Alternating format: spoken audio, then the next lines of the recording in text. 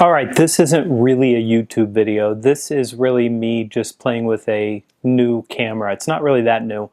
I've got this small Canon camera and it's got the little thing that flips out on the side so I can center myself and make sure that I'm in the picture.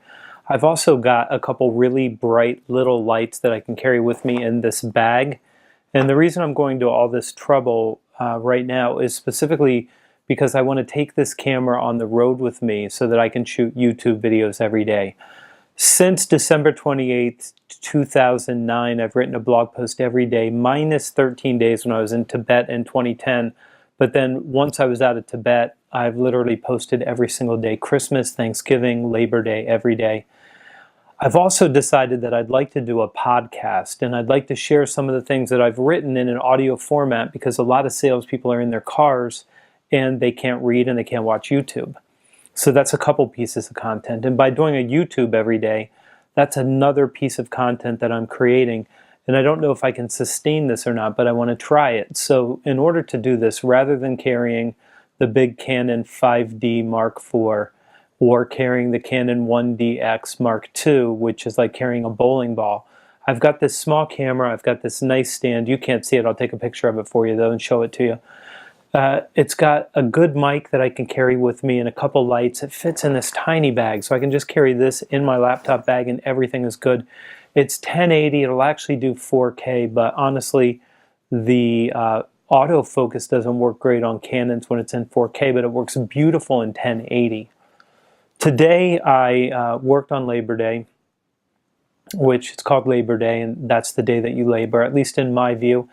And I wrote something about how you have to disclose your price when asked. I have no idea where this advice came from, that you're never supposed to tell your client or prospective client the price until they go through discovery. But when you don't do that, man, does it make you look bad. It looks like you're afraid of your price, you don't believe it's true, you can't be transparent, and you start to lose trust so fast it makes no sense. I also did a podcast, which I've done every day for the last 3 days. I'm going to see how long I can keep this up. And I've got to go over there and grab a microphone to take on the road with me, so a little bit more gear. But I did a podcast about resolving concerns. And for a long time, we talked about the language when customers gave us pushback as an objection. They're literally objecting to what we say. But they're not. What they're doing is masking a real concern that they have, and they need you to resolve that concern for them. So you need to listen not for the presenting problem. The presenting problem is I don't have time, but everybody has time for the things that they think are important. What you're really hearing is, I don't believe that you're going to create value in the time that I give you. That's the concern that you have to deal with and resolve to their satisfaction so you can move forward. I don't really have anything else I want to talk about here right now because I've said so much today in writing and speaking and doing all the things that I had to do today, including a podcast and now a YouTube video. I will direct you to Outbound, and I'll put a link because there are not very many tickets left at this extraordinarily low price that's way beyond anything that we should have agreed to early on. So you should go out and get these tickets right now.